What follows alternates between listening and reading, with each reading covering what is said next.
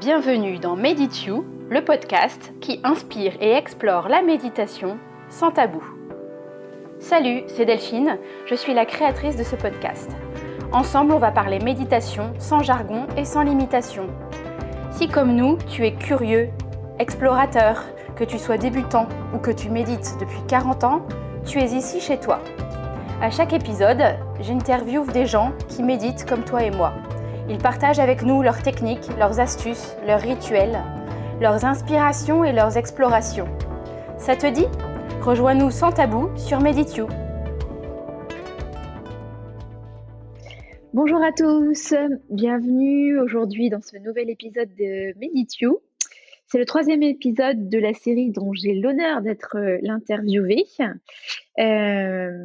Aujourd'hui encore, Valérie se prête au jeu avec moi. Au jeu des questions-réponses. Salut Valérie, un grand merci. Donc l'épisode d'aujourd'hui, c'est un épisode Medit Genius, donc vraiment autour des bons conseils, des bons plans pour vous aider à méditer, à vous lancer dans la méditation, à vous familiariser avec cette pratique. Donc je laisse le micro sans attendre à Valérie. Un grand merci. Merci Delphine, je prends les manettes et on est parti pour ce nouvel épisode. Je pense qu'effectivement, on va repartir avec plein de conseils pratiques que tu vas pouvoir nous partager. Et je commence tout de suite avec un voyage dans le temps. Si toi, Delphine, tu faisais un voyage dans le temps et tu partais à la rencontre de Delphine, la débutante en méditation, quel conseil lui donnerais-tu? Que lui dirais-tu de faire ou par où commencer? Bonne question. Je lui dirais qu'elle est au début d'un merveilleux voyage,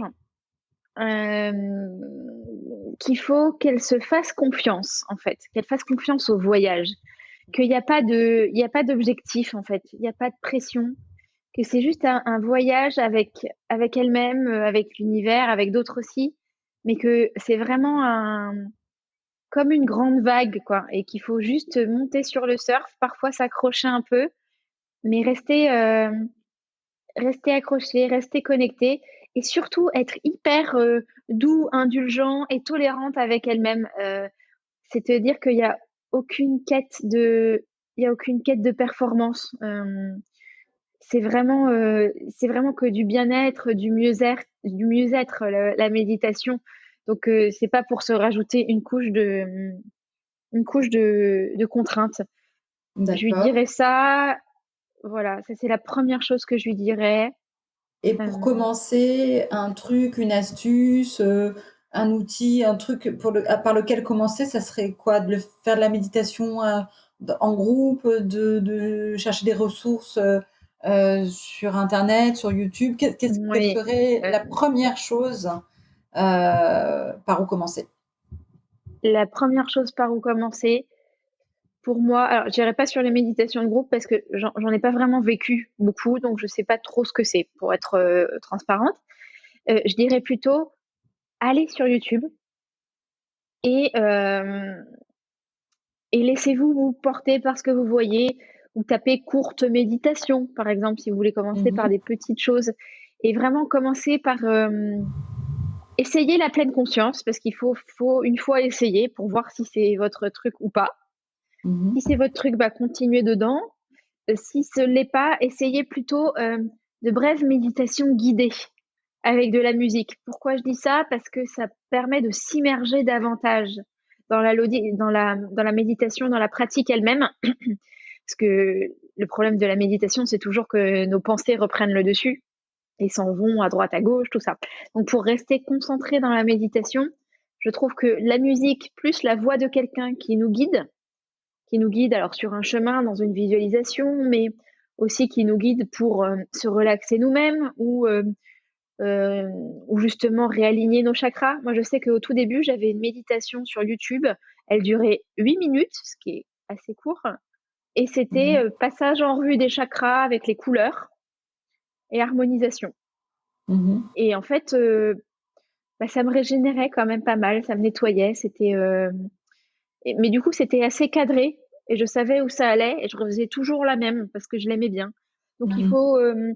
il faut explorer, voilà, explorer et puis si vous avez du mal à, comment dire, avec la pleine conscience, expérimenter la pleine conscience. Si vous avez du mal avec, allez plutôt vers des méditations guidées où il y a des visualisations, où il y a une intention en fait derrière. Souvent, elles peuvent être nommées comme méditation pour se reconnecter à votre cœur, pour ressentir de la compassion, pour se connecter à Mhm. l'univers. Je sais pas, il y a plein de... Ou les chakras, ça marche très bien les chakras parce que c'est des couleurs. Il y a un petit côté ludique quand même avec les couleurs. Il y a un côté corporel puisque c'est dans le corps quand même. Et moi, je trouve que c'est une très bonne porte d'entrée. Voilà. D'accord, super. Bon, je te refais venir aujourd'hui, on arrête ce voyage dans le temps. Euh, Après toutes ces années de pratique de méditation, finalement, qu'est-ce qui s'est avéré le plus utile, le meilleur conseil que tu aies pu recevoir pour ta pratique de méditation?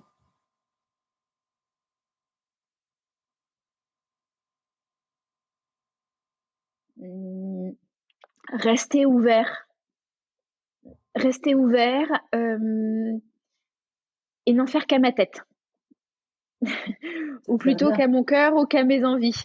Oui, Oui. merci. Euh, C'est-à-dire que la méditation, c'est quand même quelque chose d'extrêmement intime. Euh, et donc, si en plus, vous vous imposez des choses venues de l'extérieur, des références venues de l'extérieur, et que vous les gardez juste parce que le voisin a dit que c'est bien, euh, bah, j'irais presque à dire, c'est pas la peine, enfin, c'est dommage en fait, parce que c'est avant tout une expérience de soi avec soi-même. Et du coup, le but du jeu, c'est quand même, et là je vais employer un vocabulaire exprès un peu familier, mais le but du jeu, c'est quand même de kiffer sa méditation. Mhm. Donc, explorer et faire l'expérimentation de choses que d'autres peuvent raconter sur ce podcast, par exemple, c'est très bien. Et rester, voilà. Mais si vous avez envie de rester 6 mois sur la même méditation, parce que tous les matins ou tous les soirs, elle vous procure une dose d'apaisement, de plaisir, je sais pas de quoi, intense, mais très bien, en fait. Donc, il n'y a pas de... C'est surtout ça. Je sais pas si j'ai été claire, Mhm. Si, si, très clair. mais voilà, Et moi, c'est je retiens, suivre ses envies. je retiens l'idée finalement de kiffer ces méditations et de ne pas s'imposer de contraintes externes. Et si, quel conseil contre-intuitif aimerais-tu donner à tes auditeurs, par exemple? Est-ce qu'il y a des choses complètement baroques, oui, contre-intuitives, qui vont contre l'évidence, qui pourtant marchent bien pour des méditants comme Ou ont toi? bien, ou ont bien marché pour moi. Bah, la marche, justement. On peut se dire que quand on est dans l'action, c'est plus difficile d'être dans la méditation. Mais en fait, j'ai découvert aussi, alors c'est assez récent, et puis je le fais que dans un cadre assez sécurisé. J'entends quand il n'y a pas de voiture autour ou ce genre de choses-là. Mais au final, marcher ou être en mouvement et être en méditation, euh, c'est complètement, euh, c'est complètement compatible. Euh, c'est complètement compatible et ça permet d'ouvrir notamment tout un tas de portes de créativité, je trouve. Un Mmh. peu de la même. Je sais qu'il y a des formes de méditation dynamique ou méditation active. Moi, je le fais pas beaucoup, mais là, je commence à le faire un peu ou en tout cas à explorer ça. Et je pense que c'est vrai que on le dit pas toujours, on s'imagine toujours méditer en tailleur ou assise, ou voilà. Mais Oui, c'est l'image qu'on a traditionnelle ouais, de la mais il peut y méditation. avoir d'autres choses. Ouais, ouais. Il peut y avoir d'autres choses. notamment un peu plus en tout cas un peu plus dans le mouvement du corps, on va dire, qui permet d'avoir une autre forme de méditation. Et peut-être que pour certains, je sais pas, je pense aux hyperactifs qui ont du mal peut-être à se concentrer, peut-être que c'est aussi une bonne chose, Oui, que finalement de pouvoir marcher en méditant oui. et d'avoir cette pratique-là. En tout cas, c'est du coup pour moi une pratique méditative très créative à ce moment-là. Je trouve que la réception des messages ou l'écoute intérieure dans ces conditions-là, et surtout quand on marche dans la nature, est vraiment augmentée. Hmm. Mais dans ces cas-là, la méditation active en marchant, c'est pour toi une méditation de connexion à tes sensations, à ton corps, au paysage et à l'environnement que tu traverses, ou c'est une méditation qui ressemble à celle que tu peux faire le matin, qui est centrée sur du recentrage, de la gratitude. Euh, Alors, comment tu la vois, euh, cette il, méditation il active? peut y avoir... Oui, bonne question. Alors, il peut y avoir un peu des deux, mais c'est vrai que c'est plutôt pour moi une connexion effectivement à la marche, au mouvement du corps, à la nature autour. Euh, et je sais que j'aime bien du coup faire une phase plutôt connexion à la nature, et puis après je prends un sujet de réflexion, par exemple, je sais pas moi, ou un sujet dans ma vie actuelle, quelque chose que je voudrais résoudre ou modifier, et je, je marche, je réfléchis et je médite en même temps dessus. C'est pour ça que je parlais un peu d'une phase créative, c'est parce que c'est à ce moment-là qui me vient un petit peu de cette connexion à moi-même et puis de la nature environnante. C'est là où je peux avoir comment on dit ça, des éclats de Mm, créativité, d'inventivité des révélations, c'est un grand mot, mais un peu, oui, ou un meilleur mm, état de compréhension des choses. Ça m'aide à porter un autre regard, on va dire, mm. sur des problématiques, ou à comprendre des liens entre la difficulté que je peux avoir à faire telle chose, par exemple, et puis tel événement dans ma vie. Enfin, voilà, des Oui. moments de prise de recul aussi. Mm. Mais effectivement, ce que tu décris, c'est ce qui est notamment mis en avant par les neurosciences, le fait de marcher ou de faire un footing, par exemple, hein, ou de faire une Mhm. activité dans laquelle on engage le corps, ça permet de stimuler la créativité. Et c'est un peu ça que tu décris. Mhm. C'est Mhm. le même Oui, phénomène. Et oui. je songe de braquer. Est-ce qu'il y a un truc que tu recommandes de ne surtout pas faire pour la méditation? Oui, c'est de tout quantifier. C'est-à-dire, les gens qui comptent combien de minutes de méditation ils ont fait, s'ils l'ont bien fait tous les jours, hem, voilà, avec cette application un peu, très disciplinée, je alors peut-être que ça convient à certains, hein, mais pour des profils un peu rebelles, un peu créatifs, voilà, c'est pas une bonne. Je pense pas que ce soit d'une grande aide. Je dis ça aussi parce qu'il y a certaines applications, hein, alors je saurais même pas vous citer de nom, mais et je m'en garderai bien, mais je sais qu'il y a des applications qui permettent de cocher la case quand tu as chaque jour Exactement. médité. Ouais, ouais, Alors tout à fait. ça, pour le coup, c'est une approche que qui, dans mon cas, est plutôt répulsive que impulsive. Mm, mm, C'est quelque chose que vous pouvez expérimenter, hein, avec ça. Mais pour moi, ça revient à mettre une obligation, à mettre une forme de discipline qui, je trouve, n'est pas peut s'avérer contre-productive chez certains tempéraments. mm. Voilà, c'est pas quelque chose. Enfin, être fier à la fin du mois d'avoir médité 30 jours sur 31, par exemple, c'est pas quelque chose personnellement qui me parle, et en tout cas, c'est pas quelque chose qui me motiverait à continuer la méditation derrière, hein. Mais après, chacun chacun sa manière de procéder, et euh, ça peut vraiment être repoussant, je trouve, de devoir quantifier, y compris sa relation intime avec soi-même, qui pour moi doit être un espace avant tout de liberté, d'intuitivité et de créativité. Voilà. Ouais. Ouais, ouais. Justement, tu parlais des applications de méditation.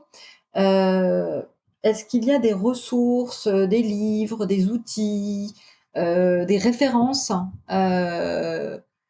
des personnes, voilà, que tu trouves intéressant, voilà, intéressant ou intéressante à consulter pour aider dans la pratique de la méditation? Euh, alors, je vais reciter mon ami YouTube parce Oui. que je pense il y a d'excellentes ressources gratuites et parfois payantes aussi, mais sur YouTube.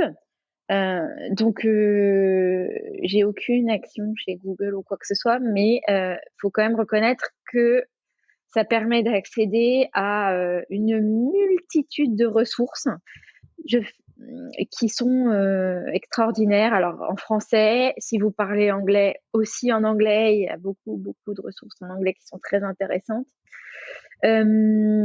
Donc ça, c'est vraiment la ressource principale. Il y a une autre application. J'ai essayé pas mal d'applications. Il n'y en a aucune qui a retenu mon attention autant que YouTube. Et l'autre application qui en ce moment retient pas mal mon attention s'appelle, qui est une application payante là pour le coup, et c'est une application qui s'appelle Synctuition. Elle est en Mhm. anglais. Et en fait, ils ont fait des enregistrements. C'est très difficile à décrire. C'est en 8K ou en 4K.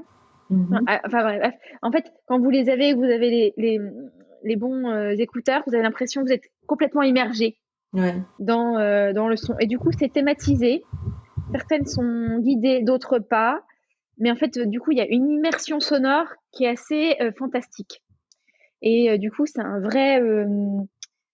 vrai effet sur l'état du cerveau, l'état de détente. Donc ça, c'est des ressources intéressantes. En plus, ils Mhm. proposent une progression, mais qui n'est pas une progression contraignante. Donc, Mhm. ça vaut le coup de jeter un coup d'œil. Peut-être pas pour des débutants, mais pour des tout débutants, mais un peu après, ça me paraît bien. Euh, voilà essentiellement les ressources.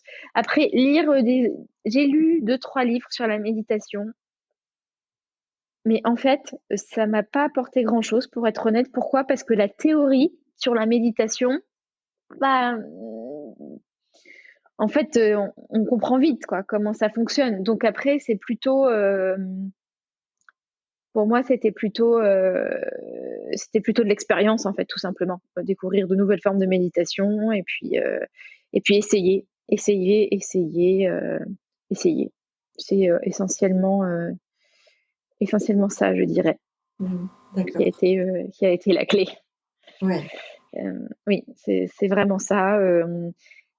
Ah si, je peux faire une petite. Il y a eu au tout Vas-y, vas-y. début, ce qui m'aidait aussi, ça a été des chaînes de méditation dans lesquelles il y avait des affirmations dedans. Ça mêlait les deux. Les affirmations, c'est un autre truc du Miracle Morning, mais qui a son utilité pour, comment dire, pour se mettre dans le bon état d'esprit, pour programmer des choses dans son cerveau et son subconscient. Mhm. Et avoir certaines méditations avec des affirmations dedans, c'est aussi quelque chose qui je trouve, fonctionne pas mal. Mhm. D'accord.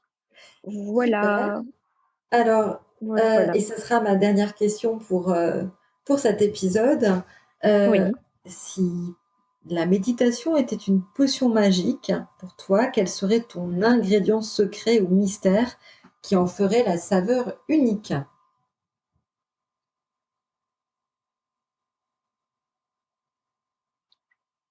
La compassion pour moi-même. Hem, Ouais.